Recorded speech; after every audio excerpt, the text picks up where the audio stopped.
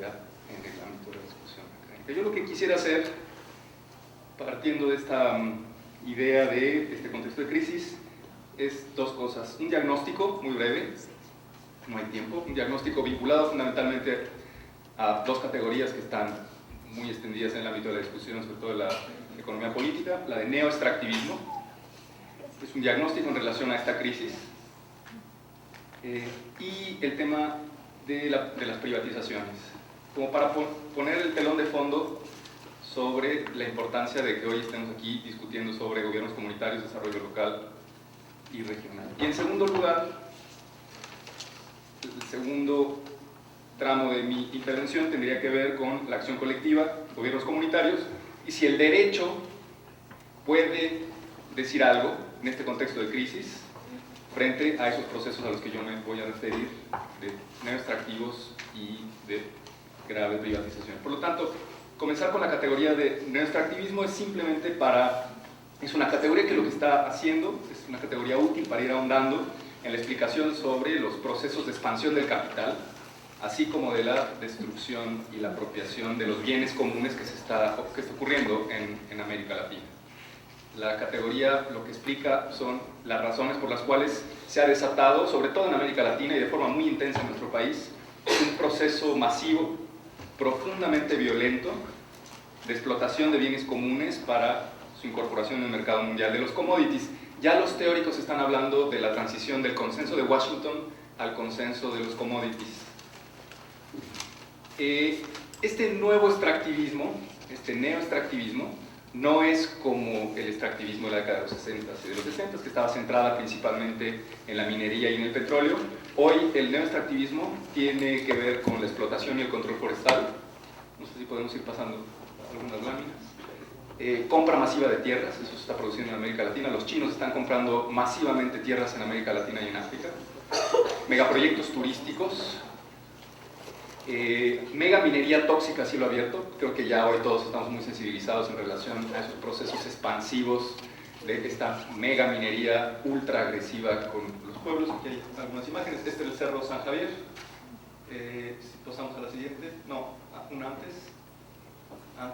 Así estaba el cerro hace 10 años, y la siguiente, así está el cerro el día de hoy, está absolutamente destruido. Por supuesto, este neoextractivismo también requiere de grandes obras de infraestructura, las nuevas catedrales de nuestro planeta, grandes presas, megapresas, trasvases. Todo eso está, ya lo diré más adelante, pues muy relacionado con los procesos de resistencia que están ocurriendo en el país, los yaquis en el norte, la Parota en Guerrero, Wirikuta en el centro del país. Introducción masiva de plantaciones con monocultivos. Una antes, va a ser muy difícil. En fin, da igual. Introducción masiva de plantaciones transgénicas. El tema de los transgénicos está también en la pantalla. La posibilidad hoy de que perdamos 10.000 años de experimentación genética campesina a partir de que nuestro gobierno está permitiendo la entrada de multinacionales de la alimentación y van a patentar un bien común que no es de nadie. Hemos regalado al mundo un bien común que es el maíz, que hemos aquí domesticado y que tiene hoy una expresión riquísima en variedades y razas. Bueno, eso, como se señala ahora en la lámina, está a punto de ser cooptado, privatizado por empresas multinacionales como Monsanto. Evidentemente todo esto, y las imágenes hablan por sí solas, pues supone la destrucción de los territorios, la destrucción de las condiciones de vida y las condiciones materiales para la reproducción de la vida. Hoy el 30% de nuestro territorio está concesionado a mineras transnacionales. Y desgraciadamente, yo te digo, los pueblos, digamos, donde están aterrizando todos estos procesos neoextractivos, pues es también en pueblos que tienen lógicas diversas a la heterónoma, donde sobrevive una conciencia de lo común. Esos pueblos tienen una tradición de decisiones conjuntas, esquemas democráticos asamblearios, aquí tienen la imagen, una, digamos, larga tradición democrática deliberativa. Por lo tanto, este proceso neoextractivo no solamente está destruyendo los territorios y las condiciones materiales y nuestros entornos ambientales, sino que está destruyendo esta riqueza de discusión y deliberación democrática de base, desde los pueblos. Bueno, eso era un primer tema que yo quería colocar. El segundo tema tiene que ver con la privatización, que son esos procesos también salvajes que están en marcha, apropiación privada, vía argucias jurídicas, sobre el más amplio conjunto de nuestros bienes comunes. En este caso me refiero a la educación, me refiero al transporte colectivo, me refiero a la salud, me refiero al agua. Todo eso lo hemos construido mexicanos y mexicanas con mucho esfuerzo, con mucho trabajo, en una relación con administración y gobiernos, pero todos esos servicios son nuestros. Eso nos los están quitando.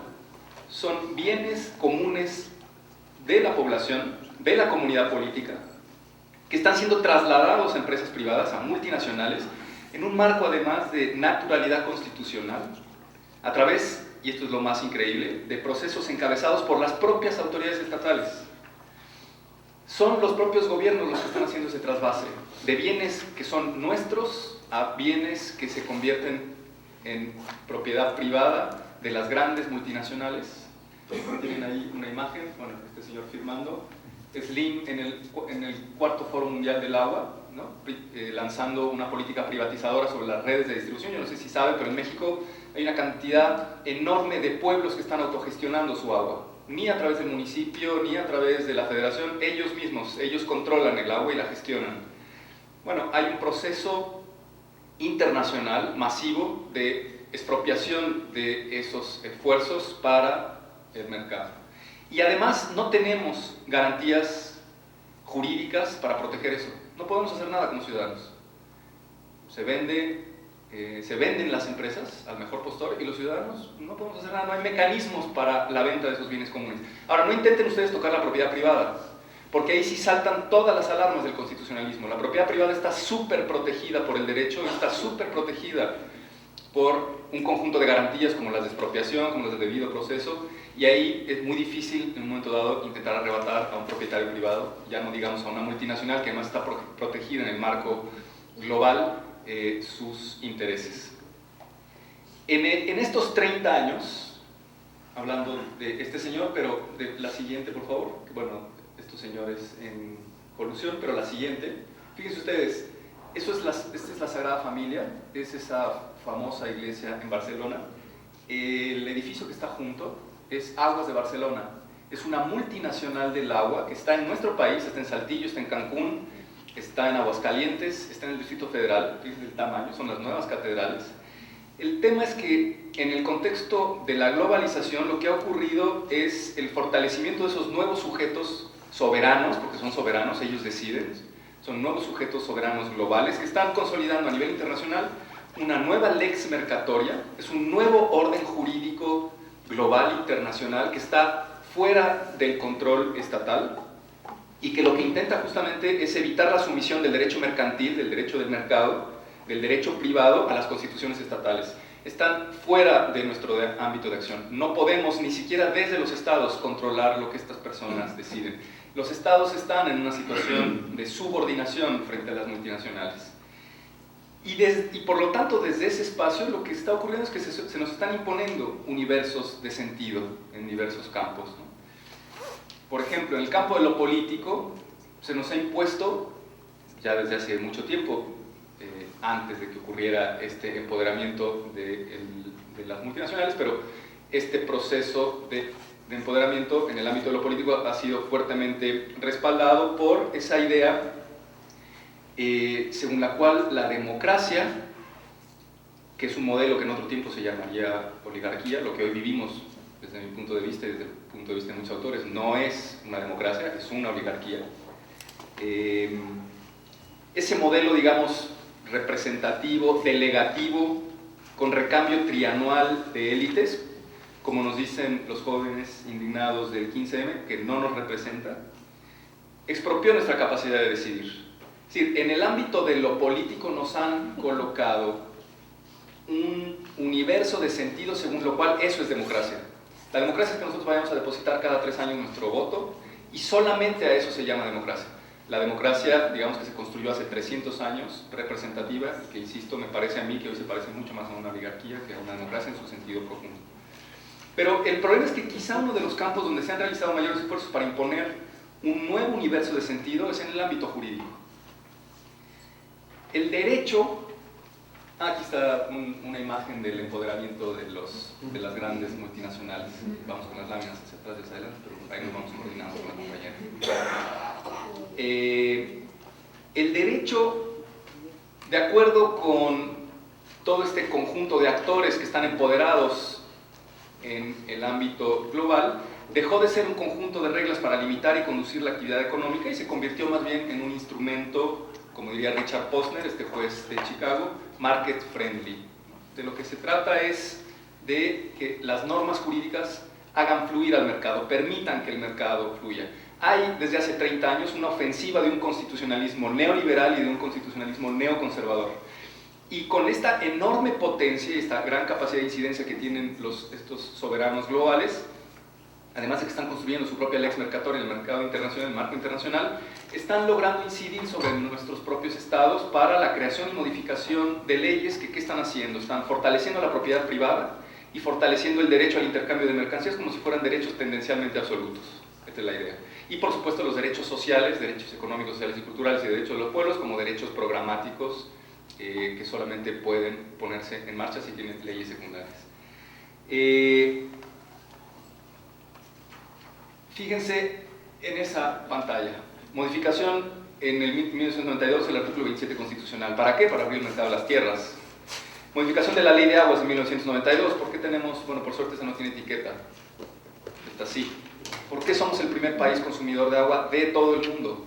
Estamos pagando 11 pesos por una botellita, igual que la leche, igual que la gasolina. Y ya nos impusieron ese universo de sentido, lo pagamos. Eso se produjo por una modificación legal. Ley de Minas, 1992. Ya lo dije antes, el territorio de nuestro país, el 30% del territorio del país está concesionado a minas transnacionales. Firmamos el Tratado de Libre Comercio en 1994, pero México es el país que más tratados de libre comercio ha firmado en el mundo. Tenemos 43 tratados de libre comercio. Tenemos una ley de bioseguridad, tenemos una reciente ley de inversiones público-privadas, todo para el flujo del mercado, todo es para atraer la inversión y para permitir que se abran el mayor número posible de nichos de mercado. El agua, los bosques, el aire, la tierra, todo absolutamente. Una reforma en materia laboral para la flexibilización del trabajo, una reforma constitucional muy reciente en materia energética, y van por el campo. Viene una reforma, ya la anunció el presidente Peña Nieto, van también por el campo. Es un proceso deconstituyente, regresivo, que está tirando por la borda todo el proceso revolucionario de 1917, que es producto de una alianza entre poderes políticos y poderes privados. No sé cómo voy de tiempo, porque yo aquí perdí mi reloj. 3 minutos, muy bien. Bueno, esto evidentemente pues, lo que está generando son resistencias, las podemos ver en la pantalla. Bueno, esa no es la resistencia, es la máquina que viene de frente, como para acordar. Estas sí son las resistencias, y las resistencias pues, las podemos ver en Wirikuta, Parota, Zapotillo. Hay un concierto polifónico de espacios de rebeldía y de resistencia que en nuestro país están alzando contra esos procesos. ¿Cuál es el problema?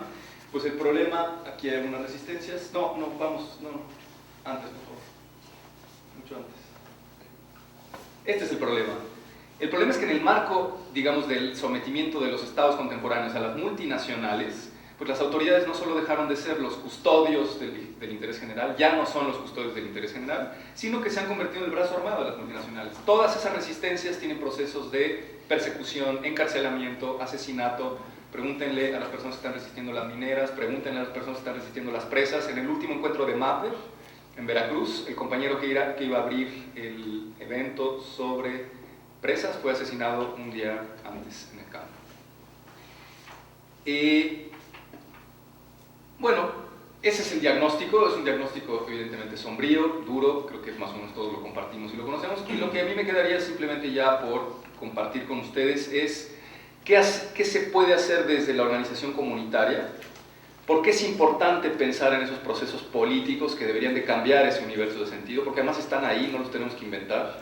En México tenemos esa larguísima tradición, como se puede ver en la pantalla. Todas esas luchas a las que me he referido atraviesan por asambleas democráticas de base que están decidiendo, en los casos de la resistencia, cómo enfrentar a los poderes público-privados, pero que tienen una larga tradición de organización para gestionar su agua, en los pueblos de oriente del Distrito Federal, en los pueblos de Morelos, en los pueblos de Michoacán, pero hay una larguísima tradición de experimentación democrática de base que es muy importante, digamos, saber que existe, conocerla.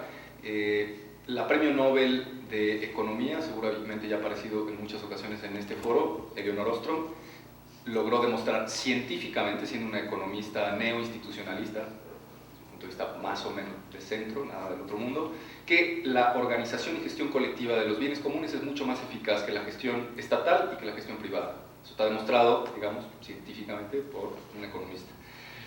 Nos queda algo de toda esa destrucción, de esa debacle en el ámbito de lo jurídico para intentar fortalecer esos procesos de acción colectiva.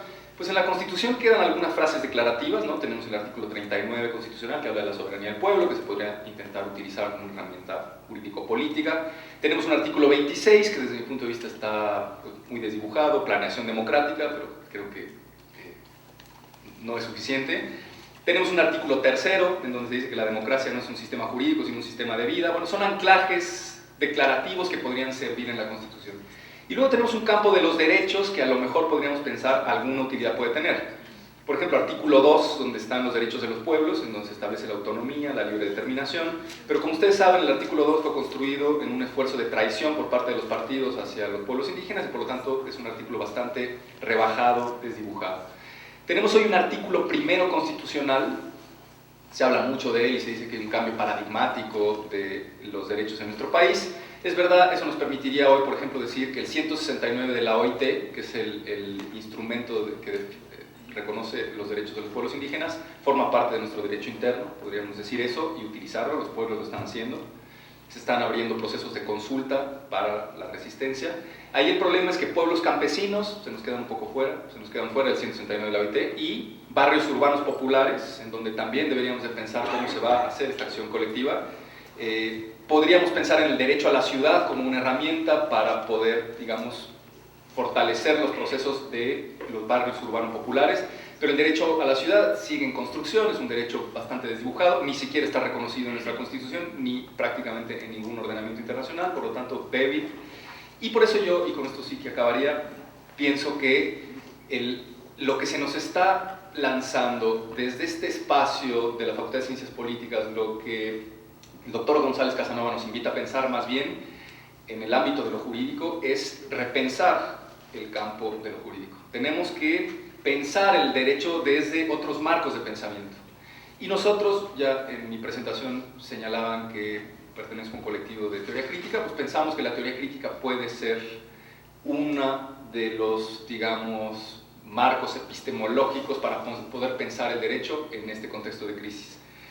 Una teoría crítica que piensa más allá de los moldes preconstruidos. Tenemos que pensar el derecho no como tradicionalmente se ha pensado desde arriba, desde el Estado hacia abajo. Tenemos que pensar que el derecho se está construyendo en muchos otros espacios, desde la teoría del pluralismo jurídico, desde la teoría de la legalidad cosmopolita subalterna, desde el positivismo de combate. Digamos, hay en el ámbito de la teoría jurídica crítica marcos de pensamiento que nos podrían ayudar a pensar cómo fortalecemos, y se agotó el tiempo, esos espacios de acción colectiva comunitaria que están vivos en nuestros pueblos. Gracias.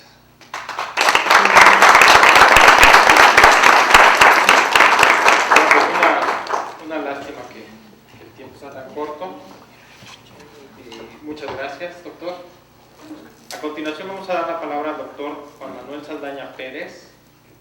Él tiene una licenciatura, supongo que en economía, ¿verdad? No está aquí. Especialidad en finanzas públicas, maestría y doctorado en Derecho en la UNAM y especialidad en Economía en el Economics Institute University of Colorado. Ha sido director general en la Secretaría de Economía, que fue 12 años, representante de México en los comités antidumping y antisubvenciones de la Organización Mundial del Comercio, participó en la negociación de diversos tratados comerciales y en la redacción de la Ley de Comercio Exterior. Actualmente es árbitro internacional del capítulo 19 del Tratado de Libre Comercio de América del Norte. autor del libro Comercio Internacional, Régimen Jurídico Económico, así como de diversos artículos sobre inversión extranjera, derecho internacional, arbitraje y comercio internacional, entre otras. Ha sido profesor de licenciatura y doctorado por más de 30 años en las materias de derecho internacional, competencia económica, comercio exterior, arbitraje internacional y derecho aduanero en la UNAM. También ha sido profesor en algunas escuelas patito, como el ITAM, no sé. Ha sido profesor en otras escuelas privadas y es presidente y fundador del Colegio de Profesores de Comercio Exterior y director del Seminario de Comercio Exterior de la Facultad de Derecho. Le damos la bienvenida y la palabra al doctor Juan Manuel Saldaña.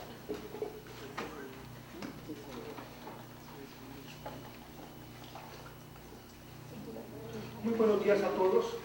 Buenos días. Es para mí un honor compartir. Muchas gracias por la invitación del doctor Cornelio Rojas a participar en este interesante simposio y particularmente en esta mesa por tan distinguidas personalidades. Es un tema muy interesante el que se planteó desde la primera intervención del doctor Pablo González Casanova, y yo me referiré a este aspecto al ámbito jurídico de la institucionalización, de la organización colectiva, de las acciones colectivas y de las organizaciones municipales. Retomando este aspecto jurídico, pues partiremos del artículo 20, con lo que tenemos, que es el artículo 25 constitucional. Ya en el artículo 25 constitucional se señala que corresponde al Estado la rectoría del desarrollo regional para garantizar que este sea integral y sustentable. Integral, ¿qué significa integral? Integral significa que comprenda, que se incluyan las diversas opiniones de los diversos sectores. Claro, la Constitución solamente no incluye los sectores, dijéramos que es lo que se pretendería de la acción colectiva, de la acción de la comunidad, que las decisiones, como dijo el doctor que me antecedió en el uso de la palabra, que las decisiones se tomen desde abajo, no de arriba hacia abajo, sino al contrario, que salgan de la colectividad, que salgan de las comunidades, que salgan de los vecinos, que salgan de las colonias, que son los que viven diariamente, cotidianamente, la problemática en las diferentes esferas económica, política, social, de servicios, etc. Todos los problemas que se van haciendo pues, mayores conforme se va extendiendo de nivel municipal, de nivel de una colonia, de nivel de municipio, a nivel estado, etcétera, etcétera. Pero que salgan desde abajo. Integral, pareciera que la Constitución actualmente integral no incluye. Entonces sería una propuesta de la función del derecho, que en la parte integral abarcara también lo que es la acción colectiva. Ya tenemos en el ámbito jurídico lo que también se llama acción colectiva, pero tiene otra connotación. Por ejemplo, la connotación es para indemnizaciones. Por ejemplo, una fábrica contamina a toda un sector de la población, a todo un municipio, solamente con que demande uno y obtenga una sentencia favorable, los demás, si están en la misma situación jurídica, pueden hacerlo extensivo. Ese es el ámbito de acción colectiva que tenemos, que también va muy relacionado con cuestiones de desarrollo sustentable, pero es otro ámbito. Bueno, aquí, que sea integral, que se incluya, y sustentable. ¿Qué entendemos por sustentable? El sustentable se funda en principios de justicia, democracia, equidad, ¿verdad? Con la participación social. La institucionalidad democrática con base en la acción colectiva es un tema central que aporta elementos para la construcción de gobiernos comunitarios. El desarrollo sustentable significa satisfacer las necesidades de la generación presente sin comprometer que la generación presente utilice los recursos naturales sin extinguirlos, sin acabar. Que se les deje a las siguientes generaciones la posibilidad de seguir disfrutando de estos. Y esto va muy relacionado con el fenómeno, precisamente, de el apoderamiento de las empresas transnacionales de los recursos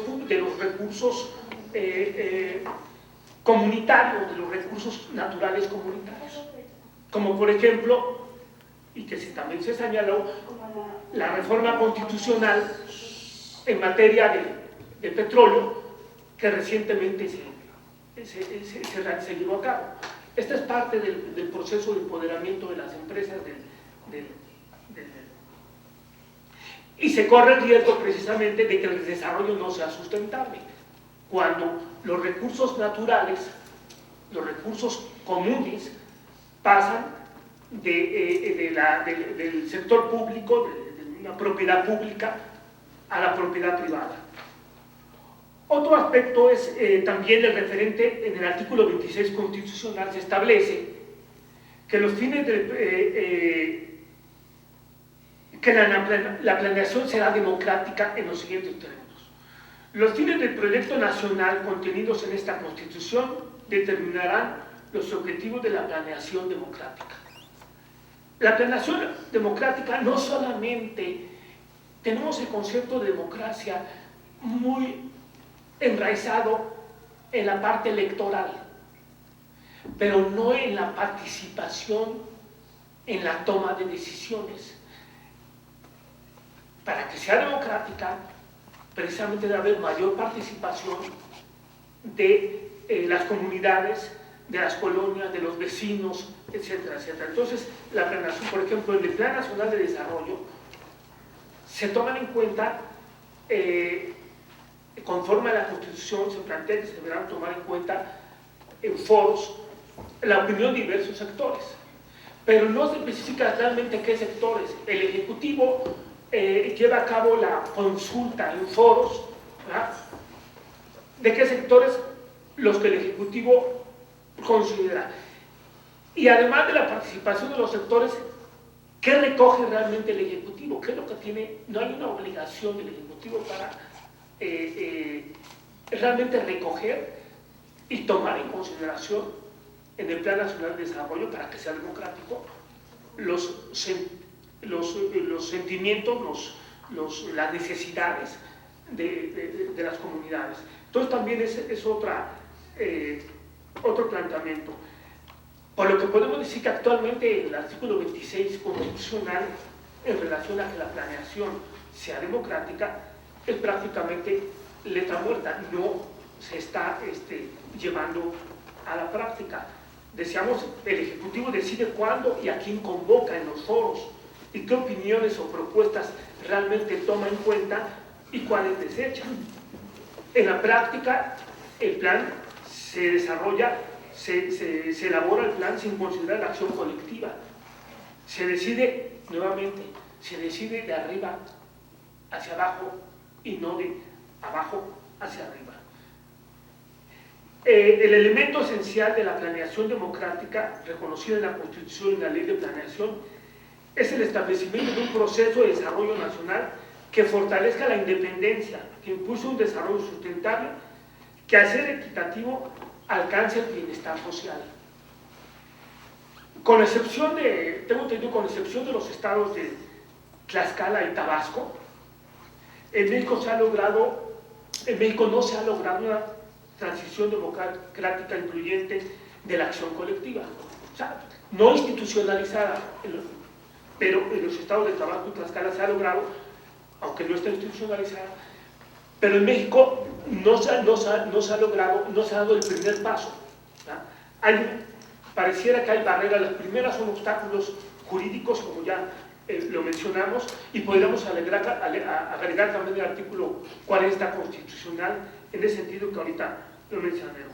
Precisamente algunos opinan que la institucionalización de la acción colectiva estaría en contra o violentaría el artículo 40 constitucional. Si fuera el caso, bueno, precisamente en eso consisten los planteamientos de un derecho con una nueva visión, si fuera el obstáculo. El artículo 40 constitucional señala que es voluntad del pueblo mexicano constituirse en una república representativa, democrática, laica, federal, compuesta de estados libres, soberanos, en todo lo concerniente a su régimen interior, pero unidos en una federación establecida según los principios de esta ley fundamental. Bueno, precisamente tenemos nuevamente el concepto de democracia representativa, democrática. Yo creo que la cuestión es qué se entiende por democracia. Hemos tenido, yo creo, un concepto una visión muy acotada de lo que se entiende democracia. Prácticamente lo planteamos a cuestión electoral, pero no toma de decisiones de amplios sectores de la población.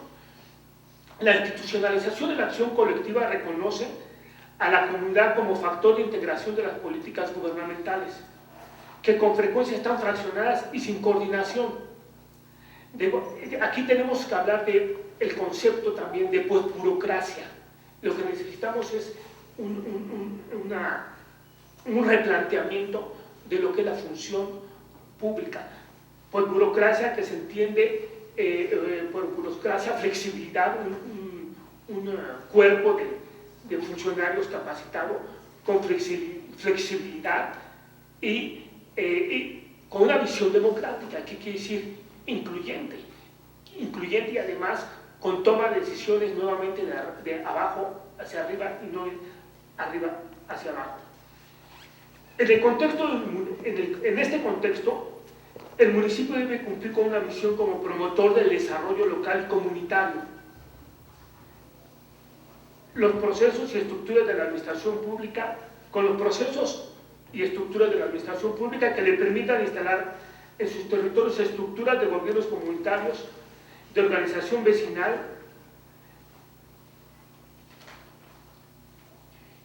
el concepto de acción colectiva tiene muchas interpretaciones, sin embargo hay consenso que lo concibe como un proceso de transformación social y no tan solo como un soporte en la consulta acerca de las actividades económicas por realizar. O sea, el concepto de acción colectiva es un instrumento de un cambio de sociedad y no solamente como un mecanismo de consulta. Las acciones colectivas impulsan el desarrollo y bienestar económico desde lo local, decíamos, desde abajo hacia arriba. Los vecinos deben determinar sus necesidades, sus conflictos, historias, logros, dificultades, capacidades potenciales, seguridad, cuáles son sus temas de seguridad, precisamente para evitar que surjan fuera de la ley la seguridad comunitaria como actualmente está en algunos estados. Precisamente por eso es la institucionalización de la acción colectiva. A través de gobiernos comunitarios, es un proceso integral de transformaciones sociales, económicas y ambientales. En este sentido, el papel del derecho debe ser factor de equilibrio y cambio, con bases bien definidas pero flexibles para ajustarse a la sociedad local, dinámica en el contexto global.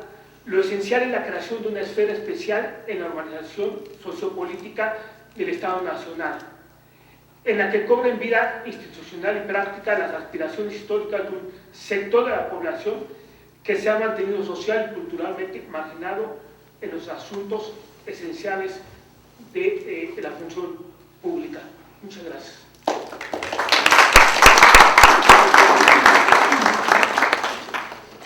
Muchas gracias por su excelente ponencia. Vamos a presentar ahora al maestro Enrique González Pedrero, político, diplomático, intelectual, escritor, editor mexicano. Tiene una licenciatura en Derecho por la UNAM, especialización en Sociología, Economía y Ciencia Política por la Sorbona de París. Fue director de la Escuela Nacional de Ciencias Políticas, que elevó su rango a facultad durante su gestión. Fundó el Seminario de Historia Política y Social de México en la Escuela Nacional de Estudios Profesionales Zacatlán. En el servicio público se desempeñó como senador de la República, director general de la Corporación Mexicana Radio y Televisión, coordinó el Comité de Ciencias Sociales de la UNESCO, encabezó la Comisión Nacional de Libros de Texto Gratuitos y presidió la subcomisión editorial de la Comisión Nacional para la Defensa del Español. Fue gobernador de Tabasco, donde creó los Centros Integradores Comunitarios, dirigió el Fondo de Cultura Económica y fungió como embajador de México en España. Entre sus publicaciones mencionemos solo unas porque son muy extensas. Filosofía política y humanismo, la revolución cubana, el gran viraje, riqueza de la pobreza, la cuerda floja, las voces de la naturaleza, una democracia de carne y hueso, la cuerda tensa, país de un solo hombre, el México de Santana, la ronda de los contrarios, la sociedad del fuego cruzado, etcétera, etcétera, etcétera. Damos la bienvenida y la palabra al maestro de todos nosotros, al maestro José Luis Tejada.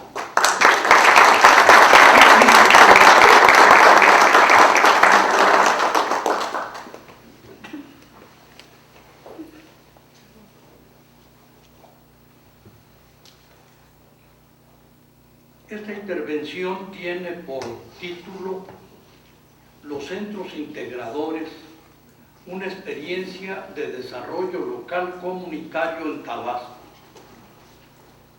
La experiencia de desarrollo comunitario realizada en Tabasco, escenario de las microrregiones llamadas centros integradores, fue parte de una estrategia de desarrollo local sustentable realizada en 1985 por el gobierno del Estado, de acuerdo con los principios del artículo 115 de nuestra Carta Magna, la Ley de Planeación Federal de 1983 y la Ley de Planeación Estatal de 1984.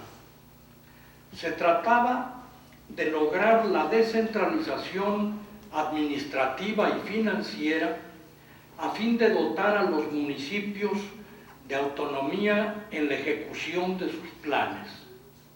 Se buscó la integración territorial de sus microrregiones con más de 2.600 comunidades dispersas e incomunicadas en 185 centros integradores para dotarlos de servicios públicos como equipamiento urbano consistente en drenaje, agua potable y luz eléctrica con tomas domiciliarias, alumbrado público, pavimentación de las calles, servicios educativos desde el nivel preescolar hasta secundaria y preparatoria y educación superior, servicios de salud de primero y segundo nivel, infraestructura para la comunicación, como la red de telecomunicaciones, de casetas telefónicas, caminos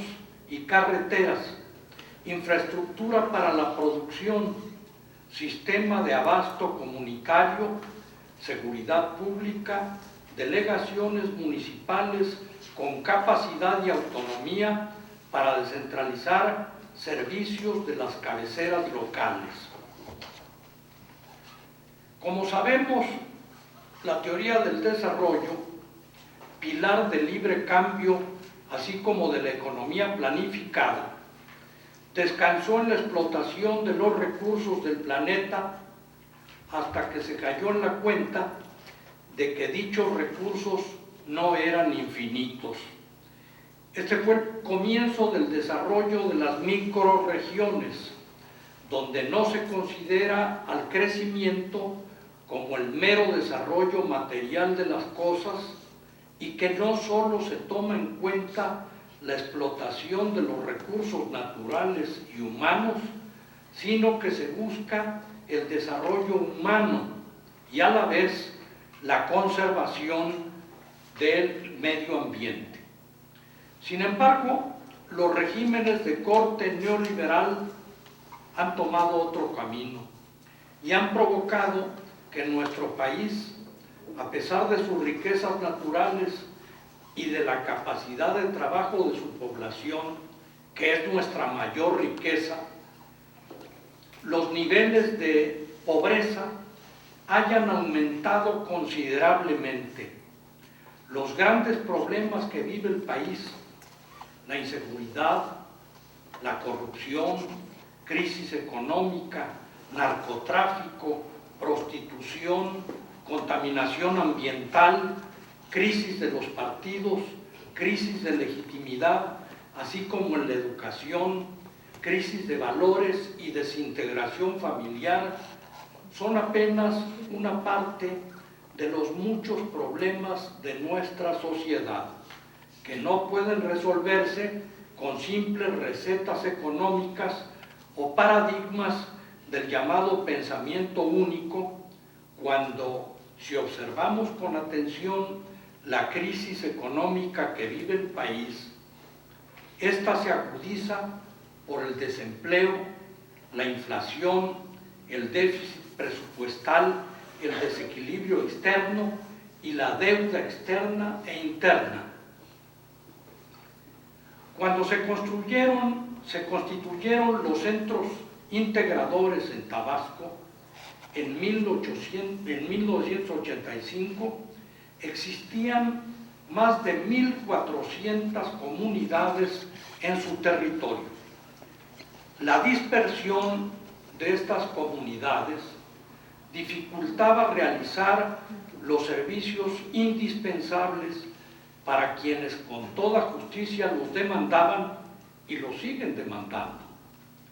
Para ello era necesario llevar la mayor cantidad posible de servicios hacia algunos poblados que por diversas razones eran el centro de atracción de otros, como debían ser los centros integradores, de modo que la población que habita en el medio rural no tuviera que desplazarse hasta las cabeceras municipales o bien hasta la ciudad capital para satisfacer sus necesidades más elementales, tanto en el abasto comunitario de mercancías y servicios, como en la atención médica de primer y segundo nivel, en los servicios escolares de educación media básica y media superior, así como en otros servicios comunitarios que algunas poblaciones, por tradición y ubicación geográfica, venían desempeñando de manera natural con aquellas comunidades dispersas que se abastecían de ciertos servicios fundamentales ya establecidos en estos polos de atracción. Pero la idea de los centros integradores tiene su origen más allá del sustento jurídico de la descentralización de la vida nacional que se implementó en la Ley de Planeación Federal de 1983 en el concepto de pueblos hospitales de Santa Fe de don Vasco de Quiroga, en el horizonte del siglo XVI en la Nueva España. El ideario de Vasco de Quiroga, resumido en las ordenanzas para los pueblos hospitales de Santa Fe, abarca la comunidad de bienes, la integración de las familias, la participación de los habitantes de esas poblaciones en el trabajo de campo, la incorporación de la mujer en igualdad de condiciones en el trabajo común. Si el modelo de organización de don Vasco se hubiera extendido más allá del límite de la región michoacana al resto del territorio de la Nueva España, seguramente la sociedad colonial habría conseguido una estructura más integrada y el paso a la independencia habría sido menos traumático y no padeceríamos esos grandes problemas de marginación y pobreza que actualmente persisten y padecen más de 51 millones de mexicanos en pobreza extrema, según datos de 2011 de Coneval. La palabra hospital, aplicada a estos pueblos organizados por Vasco de Quiroga, alude a la hospitalidad de servicio y buena acogida prestada a quienes lo requieren. Vasco de Quiroga utilizó la idea aristotélica del origen de las ciudades para dar comienzo a sus repúblicas indígenas. para dar cimiento a sus repúblicas indígenas. Por tanto, es el Estado quien tiene que satisfacer las necesidades de la población en una sociedad bien organizada. En este sentido, los centros integradores, como polos de desarrollo regionales, nacieron como una respuesta para estructurar una organización que permitiera un mejor uso y una racionalización de los recursos públicos para atender a un mayor número de la población dispersa. Para lograrlo, en el año de 83, el gobierno del Estado planteó dos estrategias de desarrollo. Cambios de estructura para la integración, primero físicamente, a través de caminos que hacían falta para que las carreteras de Tabasco formaran circuitos de comunicación en la mayor parte del territorio, y de los puentes que se necesitaban para que los ríos del Estado no fuesen barreras que propiciaran el aislamiento.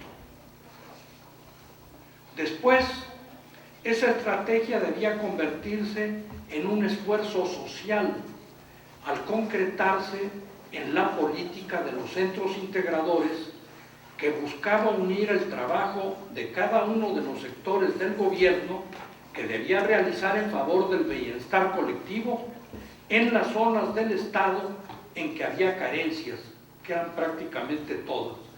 Pues como sabemos, el desarrollo consiste más bien en la suma de todas las acciones que buscan incrementar la calidad de la vida de la población. Después, rescatar de las potencialidades primarias y con ello aprovechar todas las ventajas productivas del Estado para que el trabajo en el campo recobrara su importancia frente a otras actividades como la del petróleo, de modo que el proceso de desarrollo no dependiera en el futuro de un solo producto, sino de la integración de todo aquello que puede producirse y transformarse en la entidad. Siendo los centros integradores un medio para rescatar a las pequeñas comunidades dispersas de la marginación y la pobreza, el centro integrador debía convertirse en la fuente generadora de una riqueza socialmente necesaria, acorde con la naturaleza, la cultura y la capacidad propias de Tabasco. Método de trabajo. Para la realización de los centros integradores, el gobierno del Estado estableció un método de trabajo basado en la planeación democrática, sustentado en la Constitución Política de México, que en su artículo 26 señala que el Estado organizará un sistema de planeación democrática del desarrollo nacional que imprima solidez, dinamismo, permanencia y equidad al crecimiento de la economía, para la independencia y la democratización política, social y cultural de la nación. Los fines del proyecto nacional constituidos en esta Constitución determinarán los objetivos de la planeación. La planeación será democrática, mediante la participación de los diversos sectores sociales, recogerá las aspiraciones y demandas de la sociedad para incorporarlas al plan y los programas de desarrollo. Habrá un plan nacional de desarrollo al que se sujetarán obligatoriamente los programas de la Administración Pública Federal. La ley facultará al Ejecutivo para que establezca los procedimientos de participación y consulta popular en el Sistema Nacional de Planeación Democrática y los criterios para la formulación, instrumentación, control y evaluación del plan y los programas de desarrollo. Asimismo, determinará los órganos responsables del proceso de planeación y las bases para que el Ejecutivo Federal coordine mediante convenios con los gobiernos de las entidades federativas e induzca y concierte con los particulares las acciones a realizar para su elaboración y ejecución. Con base en este ordenamiento federal de nuestra Carta Suprema, la formulación de los centros integradores se basó también en la legislación estatal, que dispuso cuáles dependencias del Poder Ejecutivo debían participar.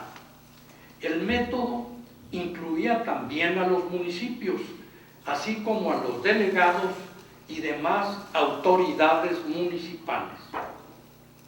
Sobre ese método, el artículo 76 de la Constitución Política de Tabasco, vigente en el año de 83, señalaba lo siguiente: el Estado organizará un sistema de planeación democrática del desarrollo estatal que imprima solidez, dinamismo, permanencia y equidad al crecimiento de la economía y a la democratización política, social y cultural del Estado.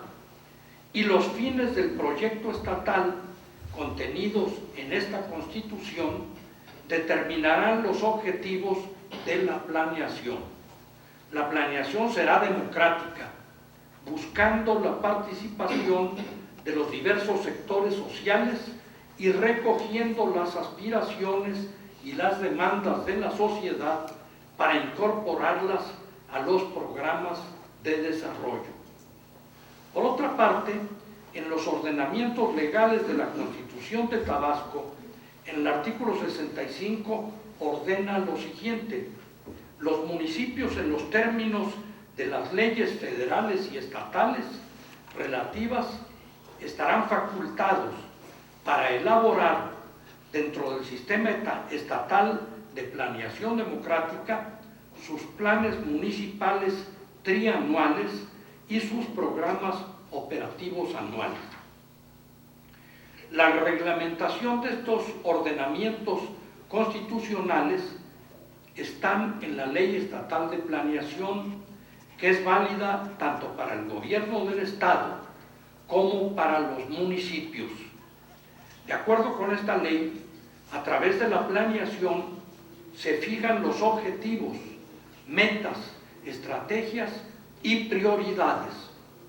En su exposición de motivos, la Ley de Planeación Federal señala la necesaria infraestructura que requiere el proceso de planeación debe armonizarse con las actividades que se realizan en este sentido, como son las de generar y analizar información estadística y geográfica, capacitación de personal e investigaciones específicas para vincular su organización y funcionamiento a la planeación y propiciar su integración funcional en los diferentes niveles del sistema con base en el principio federal de mantener centralizada su normatividad y descentralizada su operación. En su artículo 4, la misma ley señala lo siguiente: es responsabilidad del Ejecutivo Federal conducir la planeación nacional del desarrollo con la participación democrática de los grupos sociales de conformidad con lo dispuesto en la presente ley. En el capítulo 2 de la Ley de Planeación Federal se establece el Sistema Nacional de Planeación Democrática, que en su artículo 12 señala los aspectos de la planeación nacional del desarrollo que corresponden a las dependencias y entidades de la Administración Pública Federal se llevarán a cabo en los términos de esta ley mediante el sistema de planeación democrática. Las dependencias y entidades de la Administración Pública Federal formarán parte del sistema a través de las unidades administrativas que tengan asignadas las unidades de planeación dentro de las propias dependencias y entidades. La Ley de Planeación de Tabasco, en su exposición de motivos, expresa lo siguiente: la planeación democrática habrá de tomar en cuenta los problemas propios y su grado de complejidad en los diversos ámbitos del Estado para alcanzar con éxito el desarrollo integral que nos hemos propuesto y que tiene como base fundamental el fortalecimiento de nuestros municipios. Y en su artículo 2 establece: la planeación deberá llevarse a cabo como medio para el eficaz desempeño de la responsabilidad del Estado sobre su desarrollo integral y deberá atender a la consecución de los fines y objetivos políticos, sociales, económicos y culturales contenidos en la Constitución Política de los Estados Unidos Mexicanos y en la Constitución Política de Tabasco. Por consiguiente, de acuerdo con estos ordenamientos legales, el gobierno federal, el estatal y el municipal debían de estar preparados para orientar sus recursos sobre la base de la planeación democrática, de modo que en los centros integradores hubiese cada vez más y mejores servicios, siendo el municipio el eje principal del desarrollo, como al respecto lo señala el artículo 115 de la Constitución Política de los Estados Unidos Mexicanos.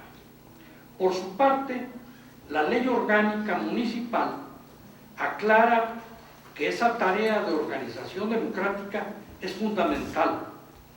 El artículo 2 dice: la función principal del municipio es permitir el gobierno democrático en la comunidad.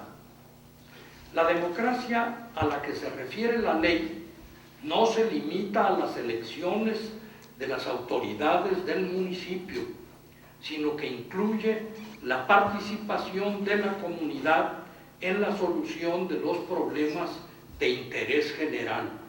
En este sentido, la tarea de organización social que suponen los centros integradores es una tarea democrática que reside en los municipios y depende de la responsabilidad de los delegados y demás representantes de la autoridad municipal en las comunidades del área de influencia de los 185 centros integradores que se conformaron a lo largo y ancho del territorio del Estado, que a continuación se señalan por municipio. No voy a decir todos los nombres, sino simplemente me limitaré a la cantidad que había en cada municipio. Balancán, 9 centros integradores. Cárdenas, 25 centros integradores. Centla, 8 centros integradores. Municipio del Centro, 13 centros integradores. Comalcalco, 13 centros integradores. Cunduacán, 10 centros integradores. Emiliano Zapata, 2 centros integradores. Huimanguillo, 26 centros integradores. Jalapa, 9 centros integradores. Jalpa de Méndez, 8 centros integradores. Jonuta, 7 centros integradores. Macuspana, 19 centros integradores. Nacajuca, 6 centros integradores. Paraíso, 7 centros integradores. Tacotalpa, 6 centros integradores. Teapa, 7 centros, y Tenosique, 11 centros integradores. Cuando en 1985 se hicieron los mapas de distribución territorial de las microrregiones en centros integradores, se tomó como punto de partida la cartografía de cada municipio y la ubicación de cada localidad dispersa, pero además se tomó en cuenta su cercanía e identidad cultural por su relación con el centro integrador, con el que de antemano ya existía una relación y un intercambio comercial, por ser este el principal abastecedor y tener más comunicación con la cabecera municipal.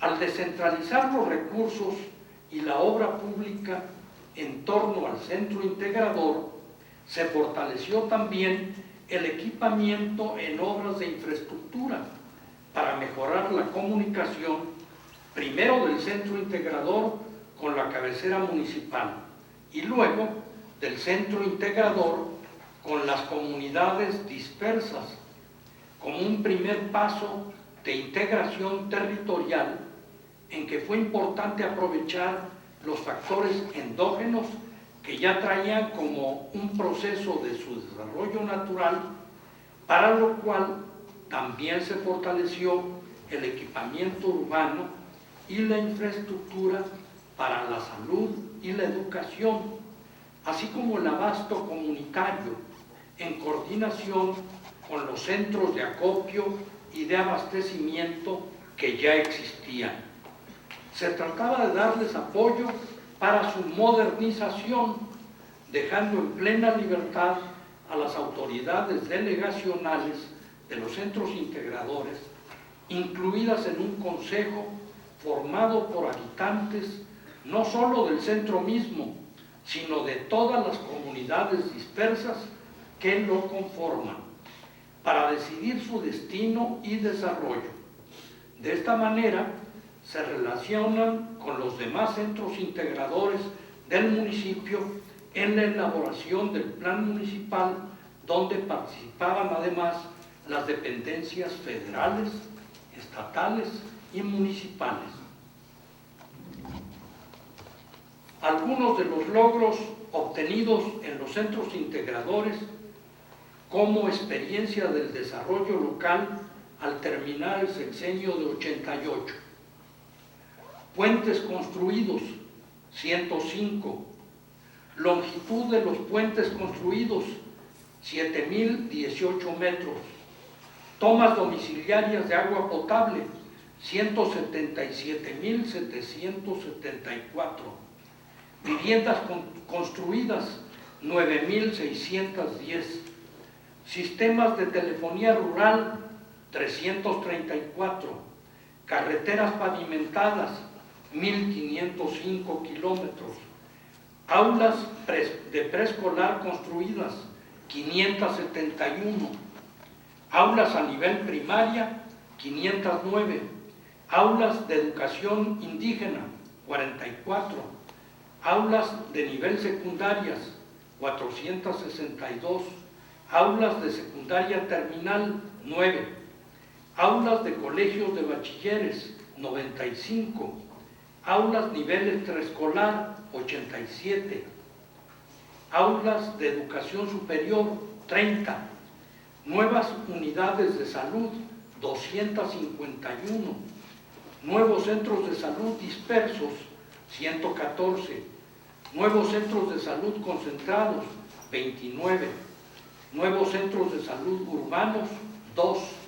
Hospitales regionales, 2. Hospital General, 1. Drenes para el mejoramiento agrícola, 279.5 kilómetros. Obras para la infraestructura agropecuaria, pesquera y forestal, 7.200 acciones.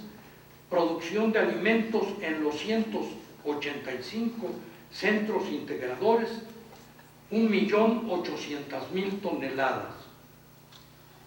Tabasco fue pues el escenario principal de las microrregiones que denominamos centros integradores, como parte de una estrategia de desarrollo regional sustentable llevada a cabo a partir de 1985 por el gobierno del Estado, de acuerdo, como se ha visto, con los preceptos señalados en el artículo 115 de la Constitución Política de México, con la Ley de Planeación Federal aprobada por el Congreso de la Unión en 1983 y con la Ley de Planeación Estatal aprobada por el Congreso local en 1984 para llevar a cabo la descentralización administrativa y financiera con el fin de dotar a los municipios de la autonomía necesaria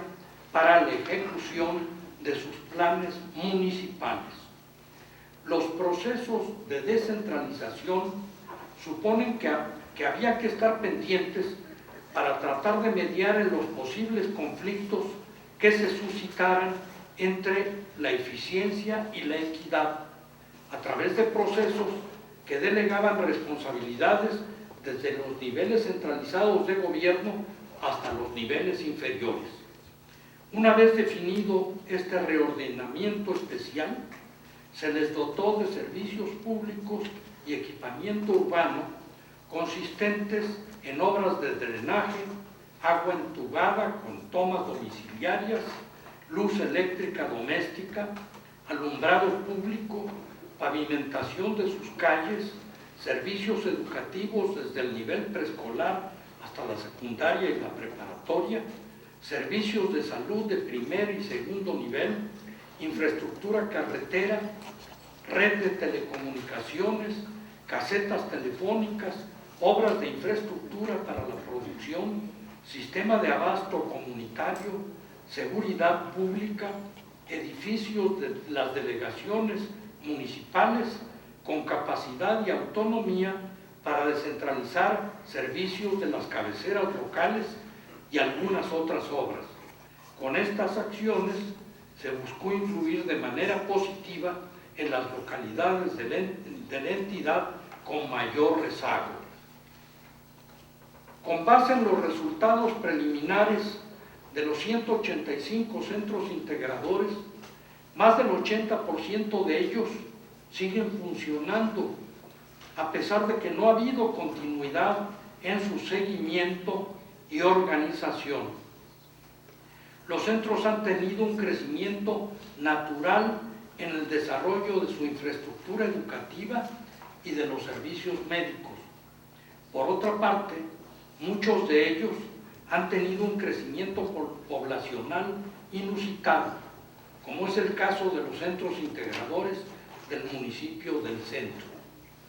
Hay que añadir que debido a los efectos del modelo neoliberal que liquidó toda política de desarrollo social, dirigiendo los programas de apoyo más hacia las personas con fines electorales que al desarrollo de la comunidad, como se pretendía originalmente con los centros integradores, se ha originado un aumento en la brecha de la población marginada, como se puede constatar observando la situación actual de los centros integradores.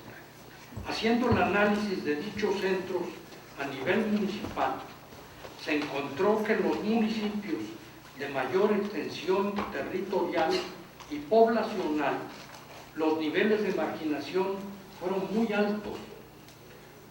Ojalá que en un futuro no lejano se regrese a la idea original en favor de nuestras pequeñas comunidades, pues México sigue siendo, a pesar de todo, un país de pequeñas comunidades.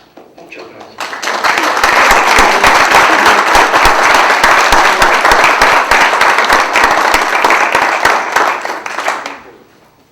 Bueno, pues tenemos 10 minutos para algún comentario del público, alguna pregunta que quieran hacer a nuestros invitados.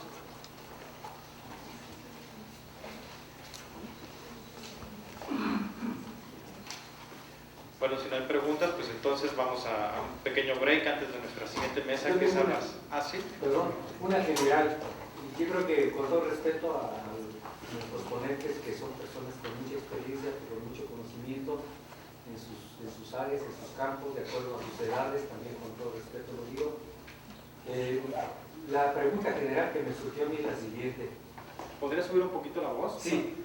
¿Cómo le hacemos los mexicanos que creemos necesario un cambio orientado hacia la comunitarización, por decirlo de alguna manera, y colectivización de nuestra sociedad como alternativa, cuando todas las iniciativas, y aquí me agarro de lo que nos aportó Rodrigo Gutiérrez Rivas, cuando todas las iniciativas y acciones jurídicas están orientadas hacia la privatización, hacia lo contrario a lo que algunos mexicanos en nuestros tiempos creemos que es necesario, la colectivización y la comunitarización de nuestra sociedad. ¿Cómo le hacemos? A ver, sí. ¿Cómo elevar al rango constitucional la experiencia que acaba de plantear el maestro Enrique González Pedrero? ¿Qué posibilidades habría de considerar en la Constitución a la comunidad como sujeto del derecho? Sí, una última, sí. Bueno, el proceso de globalización que estamos viviendo, sí, donde las empresas transnacionales están prácticamente tomando el poder, sí, yo creo que se requiere un replanteamiento de los municipios. ¿Sí? Entonces, ¿cómo abordar ese replanteamiento? ¿Cómo se habla de un cuarto poder? Prácticamente significaría un desplazamiento, ¿sí?, del poder municipal por ese cuarto poder. Ya no sería cuarto poder, sino sería un tercer poder. ¿Sí? ¿Cuál sería su opinión al respecto, ¿no? Por parte de ustedes. Acá adelante, un último comentario. Sí. Tú querías comentar. Yo, la duda que me surge es, estoy mirando en todo el foro dos posturas bien definidas, ¿no?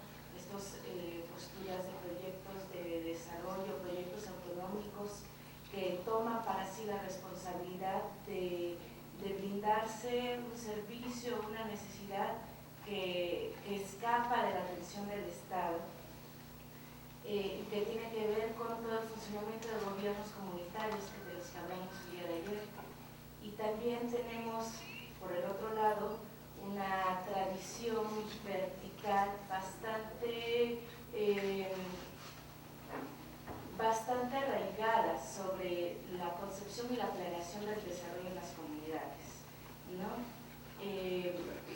Son visiones completamente o formas de planteamientos de gobierno completamente distintos, ¿no? El proyecto, por ejemplo, de Tabasco es obviamente una experiencia de concepción comunitaria, pero que tampoco incluye los procesos comunitarios que igualmente están floreciendo y que están proponiendo.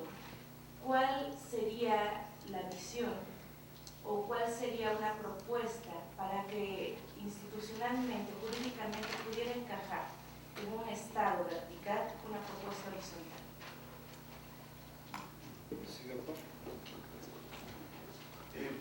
Para el maestro González Pedrero, para mí ha sido un enigma que López Obrador, habiendo lo acompañado a usted en la creación de los centros integradores, no hace esos planteamientos. Me queda como un enigma. Trató de hacer de los comités vecinales en el DF algo parecido, pero pues falló todo, ¿no? No tuvieron ningún éxito y le dejó de interesar después a él también. Bueno, pues como esta es la única pregunta dirigida, las demás son abiertas, yo le pregunto a mis colegas en la mesa si alguien quisiera comenzar a responderlas o si vamos directo a la del doctor Raúl Olmedo, al maestro González Pedrero. Se pelea por el micrófono. No, yo creo que a las 11 tengo que salir sí o sí, desgraciadamente. Si quieres ir primero. Doctor, me disculpa. Es que a las 11 me tengo que ir corriendo y yo tengo un par de cosas muy sencillas que decir, si me permiten. En el mismo orden que hablamos. Bueno, sobre todo en relación a la pregunta sobre cómo imaginamos una estructura de gobierno que más bien sea de abajo hacia arriba, ¿no? Esa es como la preocupación. Yo diría que lo que tenemos que hacer es ir a ver lo que ya está ocurriendo, es que eso ya está ocurriendo. Claro, el problema es que está ocurriendo en un contexto muy adverso de ataque sobre esos procesos de construcción colectiva desde abajo. Pero México tiene esa tradición. Claro, todo un siglo XX, ¿no? de construcción nacional de un Estado en la lógica, digamos, europea, fue destruyendo algunos de esos procesos, pero algunos de ellos quedan, y yo creo que lo que la universidad debería de hacer, y creo que en alguna medida, según lo que yo le oí al doctor González Casanova, el propósito de esta gran iniciativa, la universidad lo que tendría que hacer es ir ahí y entender cómo se están produciendo esas experiencias democráticas de base, abrir un diálogo con eso, pero eso significa no abrir cualquier diálogo. Desde la universidad también tenemos que pensar que algunas de las formas de dominación son las epistémicas. Entonces, si seguimos pensando en la lógica tradicional de la democracia de hace 300 años, que no es la aristotélica, porque recuerden que para Aristóteles la noción de democracia, demos, kratos, no es poder del pueblo, es poder de los pobres libres. Esa es la perspectiva aristotélica. Y por eso Aristóteles le tenía miedo a la democracia. Y por eso hoy se le tiene miedo a la democracia, porque a lo que le tienen miedo es a la organización de los pobres libres desde abajo, que sean capaces de decidir lo que quieren hacer con sus vidas.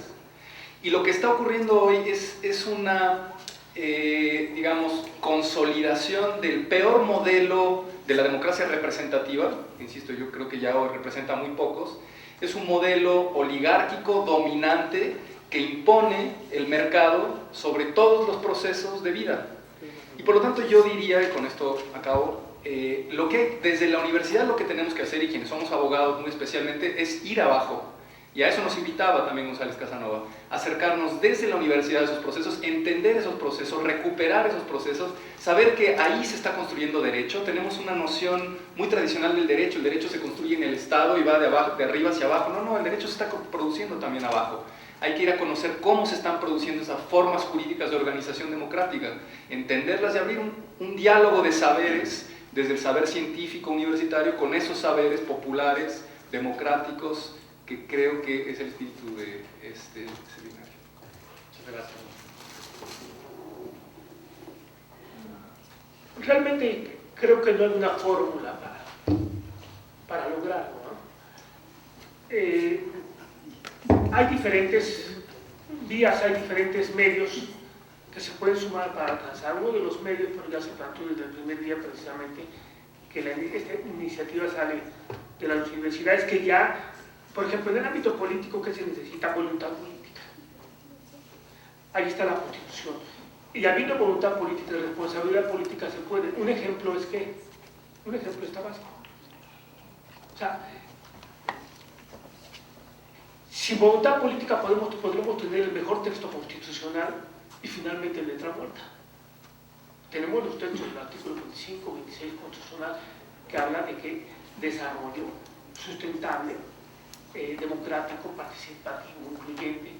¿Ya? Entonces creo yo que es uno de los aspectos. Otro es, los cambios son también por la educación. Se planteó desde el primer día precisamente que estas ideas de acción colectiva, de organización comunitaria, se deben dar a conocer y de dónde va a salir de la universidad.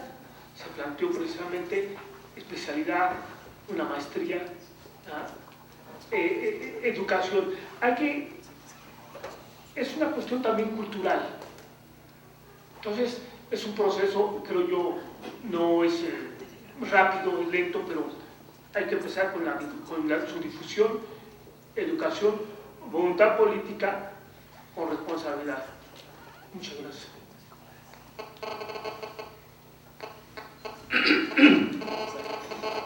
Bueno, yo creo que la educación juega un papel primordial en el presente y sobre todo en el futuro de México.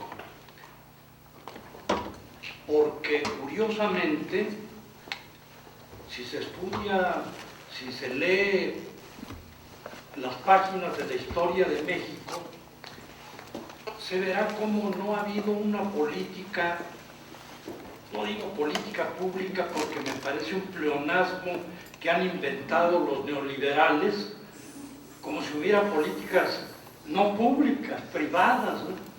Política viene de polis, que es el ágora, la plaza pública, en donde los ciudadanos discutían los problemas de la ciudad, de la polis. Bueno, si observamos el desarrollo histórico de México, veremos que ha habido grandes educadores en nuestro país, grandes secretarios de educación, pero esporádicos.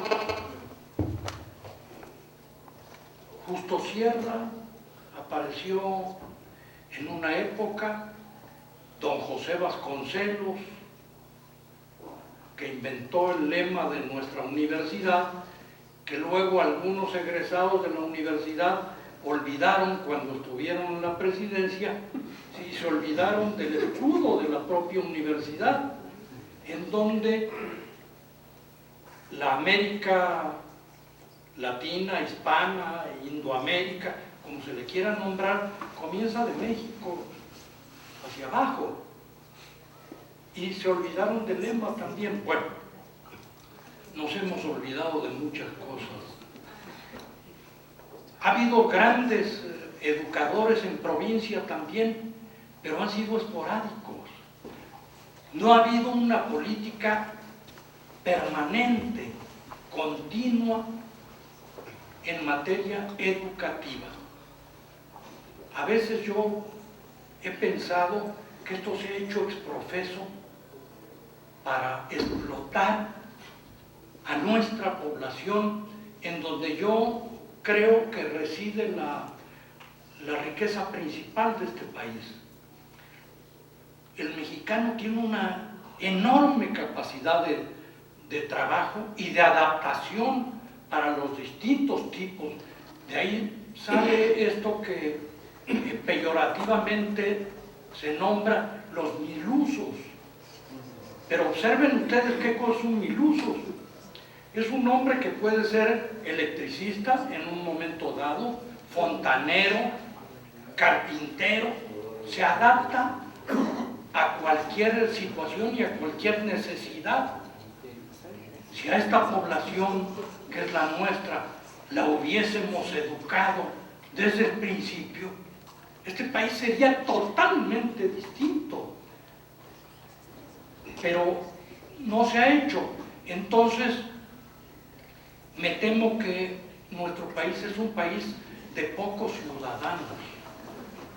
Y lo que hace que las cosas funcionen, en serio, es la gente con conciencia, es la gente que sabe pensar, es la gente que sabe reclamar sus derechos.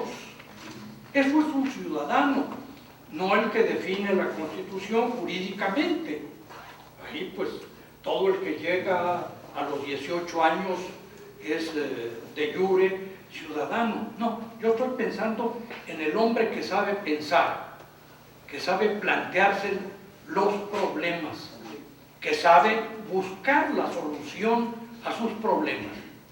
Mientras no seamos un país de ciudadanos, podemos tener muy buenas leyes, pero si no sabemos llevarlas a cabo, hacerlas que se respeten, es lo mismo que nada. Ahí se quedan en la Constitución y hágase una encuesta para ver qué mexicanos saben bien de qué trata nuestra Constitución. y nos llevaríamos una buena sorpresa, ¿verdad? Entonces, creo que la educación es la tarea fundamental, permanente, porque de otra manera vamos a seguir en las mismas. Y claro, cada vez con un país con menos recursos, el país se ha ido estrechando, y las nuevas generaciones, que son ustedes, van a tener que pelear muy fuertemente para conservar lo que nos va quedando, que ya no es lo que teníamos, ¿verdad? De manera que yo creo que la educación juega un papel fundamental en nuestro país. De otra manera, pues seguiremos siendo país de un solo hombre y el resto, pues haciendo lo que aquellos que están en el poder vayan determinando lo que se debe de hacer. Y a Raúl luego le comento.